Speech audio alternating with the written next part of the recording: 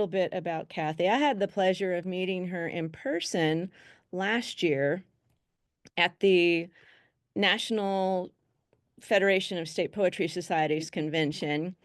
She's a lovely person. She is the author of Seasoned Women, a collection of poems published by Poet's Choice. I don't know if you can see the picture, but it's an interesting collection of poetry, and she is a 2024 Best of the Net and Pushcart Prize nominee. Her work has been published in Eclectica Magazine, Burning Word Literary Journal, Smoky Blue Literary and Arts Magazine, The Ekphrastic Review, and others. She is a retired public health professional, and she fills her days with dance, church choir, hiking, and lots of family time.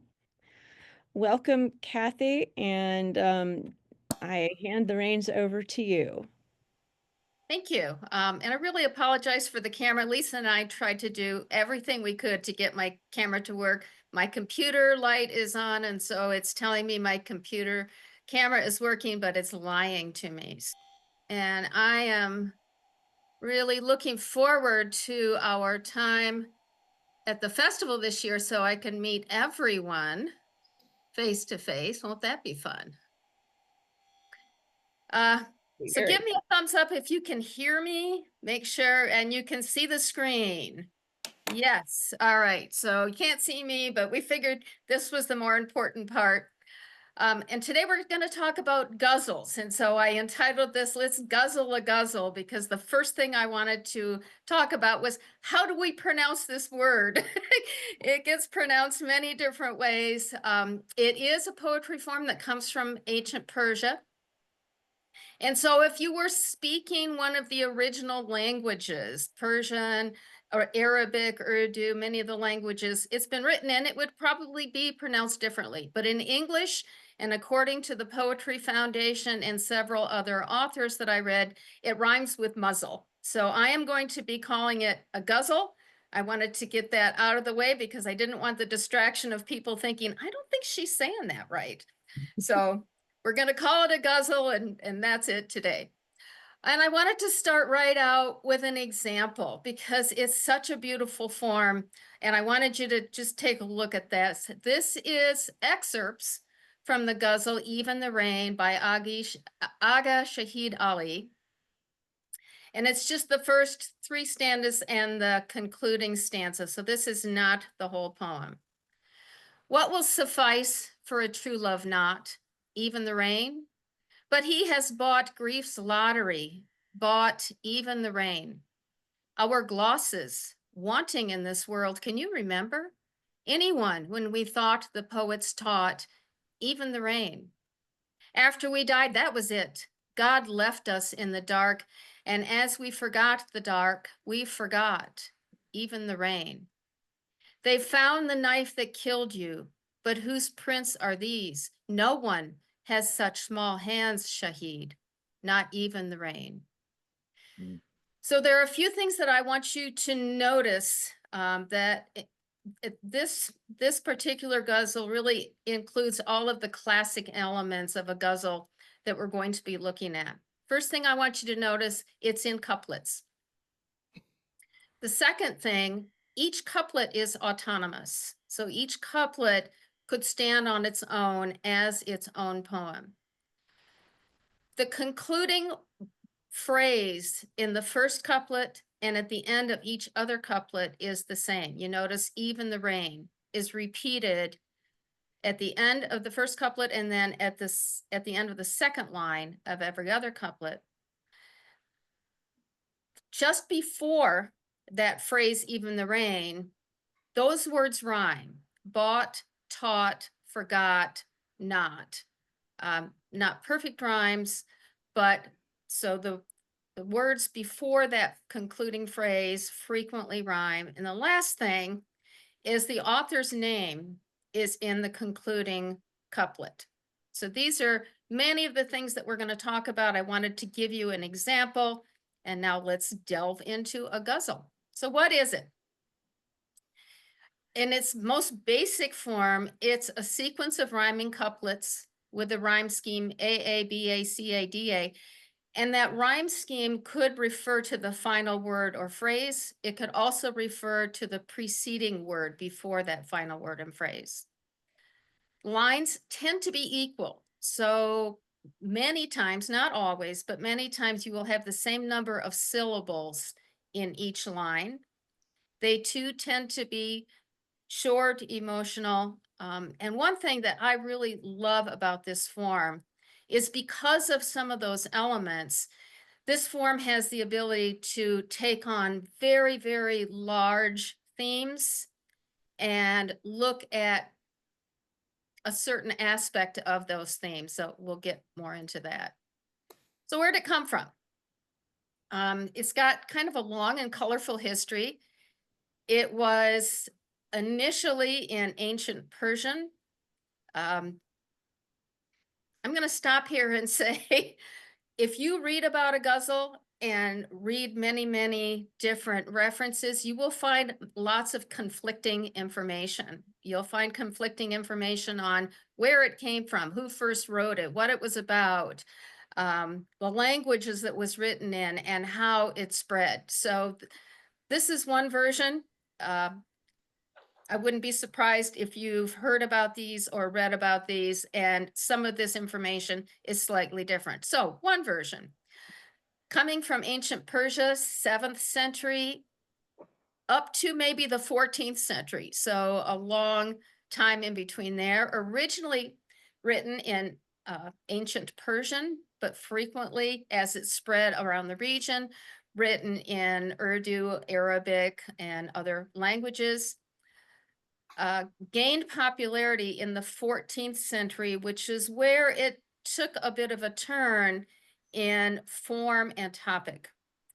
Some famous names there: Rumi, Hafez, Sadid, took the original form, whatever original means, and expanded it to include larger other themes. So what makes a guzzle a guzzle? And I'm going to refer to common elements and not rules. Since this was something that did evolve over time, has like predecessors and children that have come along later. I don't like to think of the elements within a guzzle as a rule as much as I like to think of them as common elements. And these are the most common elements you will find in most guzzles. They are couplets. They do tend to be autonomous. So each couplet could stand on its own as its own poem. That repeated word or phrase at the end of each couplet is called the redif. There's 2 different spellings there. I've seen both of those spellings many times, so I included both of them for you. And that is repeated at the end of the first couplet and then every subsequent couplet. The meter does tend to be consistent, and they're usually pretty short, usually a minimum of 5 couplets, normally no longer than 15 couplets. Other common elements that you might see: a kafaya. This also has many different spellings. This is one spelling, but that's the rhyming word that precedes the redif. And the takalis, which I hope I'm pronouncing correctly, that's the signature at the end in the final stanza. It might be the name, the example that we read, Even the Rain, the author's name was in that final stanza. It might be the speaker's name. Perhaps your speaker is not the same as the author. It might be something about the speaker. Typically, something personal is revealed in that final couplet. So it could be revealed with the name, it could be revealed with a personality trait, it could be revealed with some emotional revelation that your speaker has had.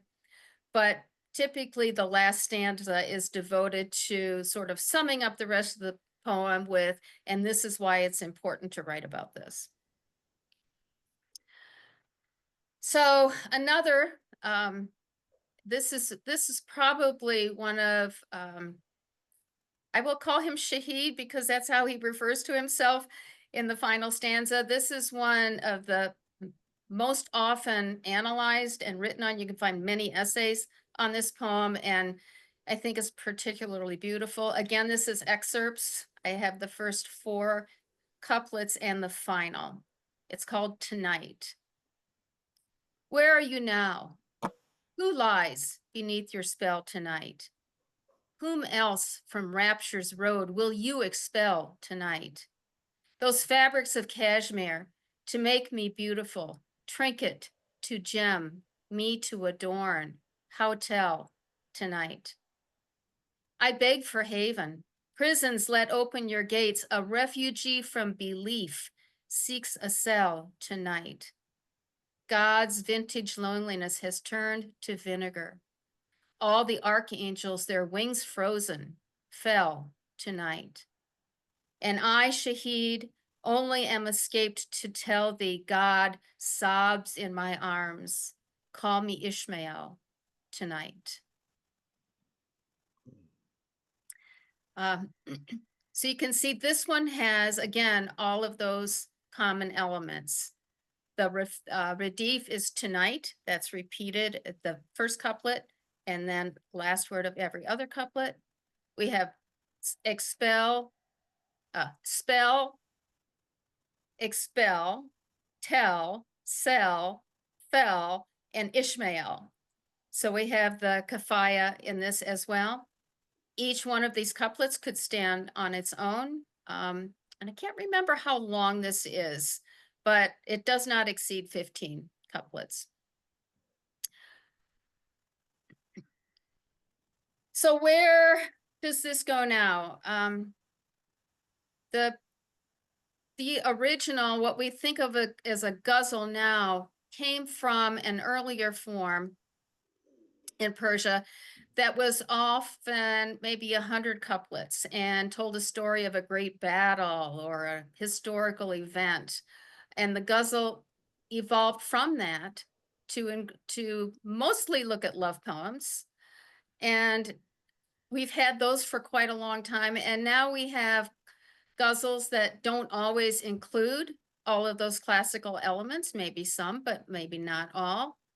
And we've gone past just a love poem, but includes much larger themes. We talked about mysticism, faith, might talk about politics. Just the modern applications have taken the ghazal yet again, which is another reason I don't like to think about rules, but common elements, because those elements may change in your poem as you wish to address or have an impact in different types of the poem. And there's some people that think the modern duplex, which is also written in couplets, does not have a repeated word at the end of each couplet, but does repeat lines in some form as you go through the duplex. So just maybe another form of a duplex. I think this was one person's thought that a duplex was a modern ghazal. Probably other people disagree with that, but I just wanted to throw this out there that it is not a static form and it has changed as it's gone through time. Whatever form you pick, whether it's free verse, if you have a sonnet, if you have a ghazal, whatever form you pick, I always think that that form becomes a part of the poem. That form should enhance the impact of your poem. And so if you have something that maybe does have very large themes, but allows you to look at that theme from lots of different points of view, different or unique facets within a theme. This is a really good form for some of these things that are huge. And as I was thinking about this presentation, I thought, what was would be an example of a very large theme that I might want to use with a ghazal? And the thought that came to me was my relationship with my children. You know, I love my children, but you know, every day I don't like them that much. And there are a lot of experiences that I've had with my children and emotions I've had with them and changes that have taken place in their lives as they've grown. So I thought, well, maybe like my child would be a good relief at the end, and I could use each couplet to express a different aspect of my relationship with my child. And so that's what I mean. You could take a really big theme, but it's got lots of different possibilities that don't have a thing in the world to do with each other. Uh, and this would be a great form to use if that was your circumstance. Okay, it's your turn. What I would like you to do is, considering the things that we've talked about, considering that you've got, you know, endless possibilities. I would like you to select a Radif. And when I'm starting to write one of these, usually I think about, I think of that Radif as an anchor. And I think about something that would have maybe many definitions, many different points of view. And I think of that anchor that gives me a lot of room and freedom to roam around and look at this from many different points of view. So when you're thinking of this anchor for your poem, you do want something that would fit in, that could go in a lot of different directions. Maybe that's a good way to think about it. Many, many different directions. You're a deep, maybe it's something that's both concrete and abstract. We had a presentation a few months ago, and that was one of our assignments, was to find a word that could be considered as a concrete thing or considered as an abstract. I recently wrote a Guzzle that used time as the Radif. You know, time could be measured in minutes or seconds. We can say, what time is it? That's very concrete. Or you can say, well, I don't have enough time. I ran out of time. You know, it's time, it's winter time, it's summertime. So lots and lots of different ways to think of time. So that was a good anchor for me, because then I had a lot of freedom to just swim around it and look at it from lots of different ways. So I'm going to give you a few minutes, and what I would like you to do is maybe 3 to 5 possible words or phrases that you could use as an anchor. And one thing you might consider is maybe in your needs work folder. Maybe everyone doesn't have a needs work folder, but I have one on my computer. Because sometimes I'll have an idea for a poem that's roaming around, but just isn't coming together. And maybe it's just looking for a good form for a home. So maybe think about that needs work folder that you've got, and there's something in there that's been either too much information roaming around that you haven't been able to fit it in one poem, or something that's just been eluding you. And maybe there's something in there that's a word or a phrase that you could use as an anchor to consider that. So let's see, I've got 2:26 right now. Let's take about 2:27. Let's take about 5 minutes. And maybe you can only think of one, but 3 if you can, maybe 5.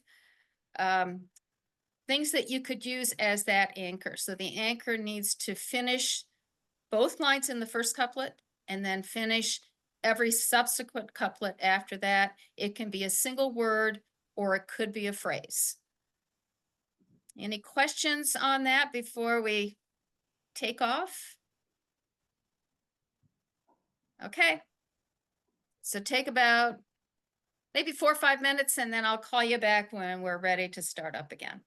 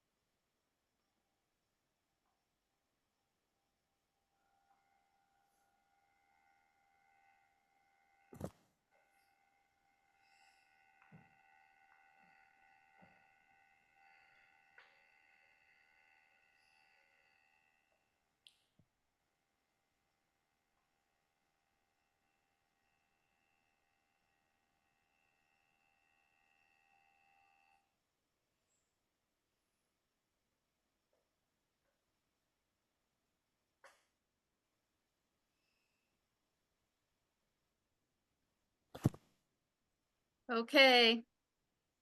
Several people are still looking very intent, but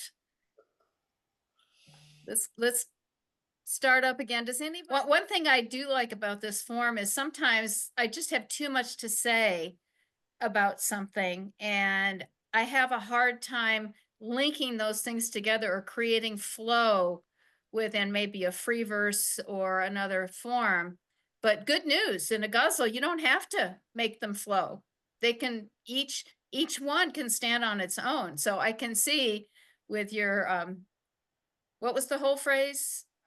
Yeah, that could have so many different um ways to use that phrase, and they don't have to have anything to do with one another. So another great idea.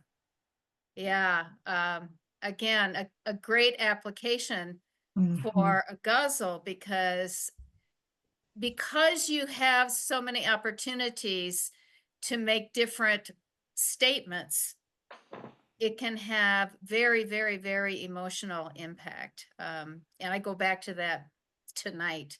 It's a very emotional poem if you read the whole thing, because it has different cultures, different religions, relationship with God, man's place in the universe, really, really big things. And so I hope you follow through with that, because I would really love all of those. I want to see where they go.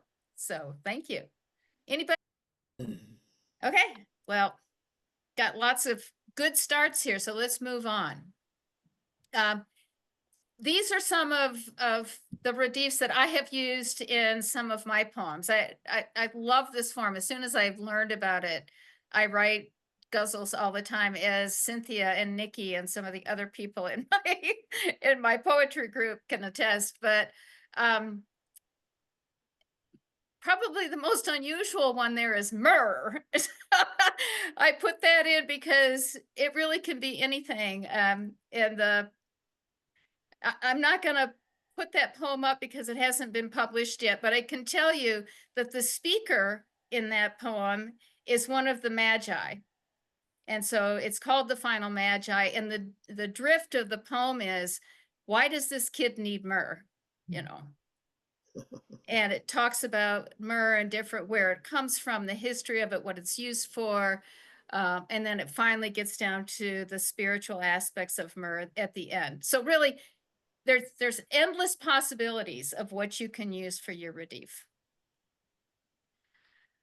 Okay, so here's another example, and this one does not have all of the common elements. All of the lines are not the same length. It does not have a kafaya. It does not have that rhyming word. And the redif is not exactly the same because the first couplet does not end in the same phrase, but it certainly has many of the common elements. It does have the repeated words, it's in couplets, and the couplets are not related. And this is the entire poem. It's called Again Thanks I Am Giving by Susan Williams. In my life, there is room after room of good things. My man is one room for whom thanks I am giving. I do not know what good seeds I have been sowing, but for not reaping from my bad deeds, thanks I am giving.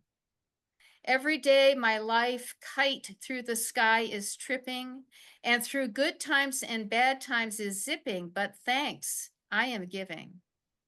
The morning breeze a brand new essence is bringing, and blessings like flowers are budding and blooming, and thanks I am giving. When adventure comes a horseback and hoofbeats are raining, then the hills are ringing and singing with thanks I am giving. So is this a guzzle? I suppose you could make arguments in both ways. It definitely does not have all of the common elements, but it has many of them. You know, I pointed out it's in couplets and thanks I am giving. Each one of those couplets could stand alone. She does not have her name in the final couplet. Does she reveal something personal in the final couplet? I don't think she reveals anything more in the final couplet, but I think she reveals things in every couplet. And so maybe she doesn't have to do it at the end because she has done it throughout the poem. She's continuing to reveal these different things that she's giving thanks. I think this is just a great vehicle for this because you think of all the things for which you want to give thanks, and those things don't have anything to do with each other. They're only tied by that common element of those are the things that you are grateful for. So I think this is a very nice example of not using every element, but departing from some of those common elements because that departure gives more impact to the poem. So I'll let you decide if it really is a guzzle or not. I do like how she has used some other poetic techniques. There's some internal rhyming. We have tripping, zipping, and we have some alliteration, blessings, budding, bringing, blessings, budding, blooming. So she's used a variety of different poetic techniques within the context of the guzzle. And I think this is Kathy, I think it's as much a guzzle as an American sonnet is a sonnet. see, yep. I mean, the one thing that I hope you take away from this is this is an art form and it's a living and breathing and evolving art form. And I shared with Lisa before we started, there are times that I have written one and not used the kafaya. So I have not had the rhyming word before the redif. And then thought, well, maybe I need to fix it. Maybe I need to go back and add it. And it just destroys the poem. And so then I've gone back and I thought, you know, this poem decided where it wanted to go, and I'm not messing around with the direction that it wanted to take me in. So I'm just giving you a lot of leeway and a lot of permission to use this form to your advantage and use each of the elements that will enhance the impact of whatever you choose to write. Okay, so I've already talked about the kafaya and the takalis, which let's see. So this is one that I wrote. This is the one that ends in time, and I'm happy to say this came out in a publication just last week. I did my first Camino de Santiago in 2017, so I'm a member of the American Pilgrims on the Camino, and they have a publication, and the theme of this publication was the passage of time. And so I was happy they accepted this poem, and I don't have the whole thing, but I have part of it. And so I called it Beginning to End Guzzle. The infant day admits new time to leave behind the fray of time. Needy and greedy crowd my mind, demanding, taking all the time. As hours of striving loom ahead, will strength and trust prevail this time? A small dead seed entombed in soil is faith embodied at planting time. As step by step I pass a field planted at proper phase of time, lost, borrowed, kept, or saved, pitiful attempts to dominate time, evaporate like the evening mist at journey's end in wintertime, when days of love and hope harvest my grace-filled end season of time. So I have some of the elements, but not all. I do not have a kafaya in this. I used time because it could be both concrete and abstract. I did want to indicate passage of time in all of its various ways that we think about it. The stanza that starts with lost and the stanza that start with evaporate are definitely linked. So I have not kept each couplet autonomous. Those two things are linked. I do not have my name in the last one. Personally, I find that the hardest thing to do is to include my name at the end, but it has revealed something about me, that my wish is that the days that I have spent in love and hope come together and fill my end of time with grace. So I'm going to say it's a guzzle, even though it doesn't have all of the elements. But this is it. Mhm. Okay. So time for you to look back on what you have gathered so far. Consider some of the examples that we've read. Consider where you want to go. And many of you have really good starts with your Redives. So what I'd like you to do is write, if you can, at least 2 couplets. With your first couplet, try to use that same Rediv at the end of each line. And if you can come up with a couple more couplets, and choose which elements that you want to include. And again, I will reinforce whatever common elements you do include should make sense for your poem, should make the impact of your poem greater. Again, Lisa and I chatted a bit before, and we said, well, once you understand what the classic form is, then it's your choice whether you adhere to all of the elements of the classic form. And if you deviate from some of those classic elements, if there's good reason for it, if it adds to the power of what you're writing, then that's your choice to do it. So I'm going to give you, let's take a little bit longer this time. Let's take maybe 10 minutes and see if you can come up with either something that you've started, or maybe in the last few minutes you've thought about something else that you would add to your list of Rediv. And yeah, play a little bit with what you've got started this far. And if you do share, be prepared to explain why you have either used the column elements or deviated from it. So take a few minutes.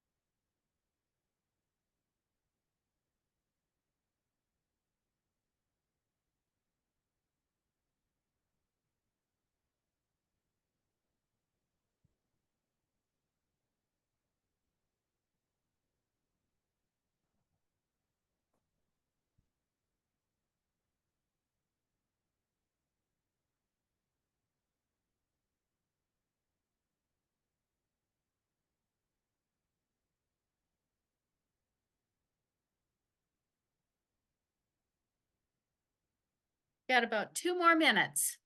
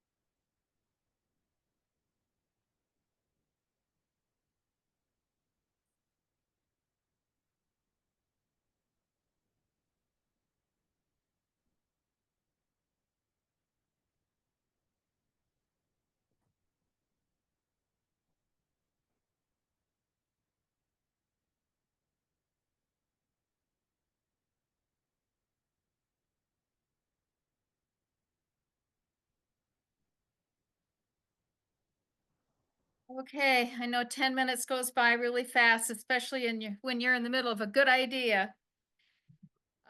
Thank you. And one thing, if I can comment on both yours and Fred's, because they were kind of a similar theme. So you could stay within that overall theme of either responsibility or repeating something over and over, but you could expand on those themes to go maybe a little further afield, Mm. you know, and still stay within the realm of your primary topic.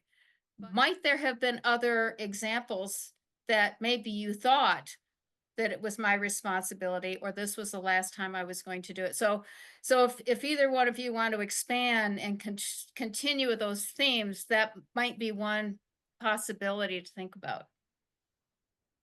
I mean, or you could stay within the narrow framework of the political climate. It's up to you. It depends on where you want your poem to go. Mhm. But I agree, both of those are really, really good use, really fit well within the framework of the Guzzle. And I love that. I think that comes into that category of what I mentioned before. You have just too many things to say about one thing, but in the Guzzle, you can pick out those things that aren't related. And I think that that's very similar to the Thanks I Am Giving. That's sort of the same thing that she did. So Yeah. again, I think a Guzzle is a great vehicle for where you're headed there. You could explore all of those. So yeah. One thing I love about that is that you have retained the how autonomous each couplet is, but it's length because you are making sort of a traverse through time and through life at different points in time. And so they stand alone, but they also logically follow one another. That was very skilled. I really enjoyed that. So Well, thank I hope you. you continue to work on that because I think it's quite beautiful. Oh, well, thank you. I was going to ask you the question is if the 16 syllables was too long, because a lot of these examples that you showed were a lot shorter. But the Thanks I Am Giving, that was quite about a lot longer. Oh, And okay. they weren't all equal. So I will just, you know, let your purpose of the poem guide you. Okay. Quite often, longer lines indicate abundance or, you know, a lingering emotion. So what is it that you want to say in your poem? Do you want the feeling of overflowing love, in which case you might want a longer line. If you want the feeling of an immediate emotion, in which case you might want a shorter line. So where do you want to go with it? Okay, Lacey, I think I'm out of time, so I will send it back to you. I'll stop my right. share. We have time for a couple of questions if anyone has questions. I have a question. I noticed that that the one that you wrote was untitled. It was called Beginning to End Guzzle. Yeah. Oh, it was. Okay. Yeah. I didn't see the title on that. Yeah. So Guzzle should be titled. I think they generally are. All the ones that I have seen do have a title. Doesn't mean that you have to, but I think that's commonly the case. All right, anyone else?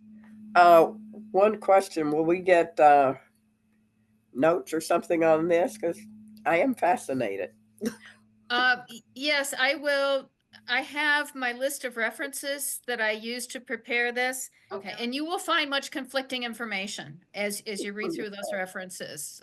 Anything that comes from the 14th century's got a long history, and a lot of people have very strong opinions, and sometimes those opinions do not agree. So.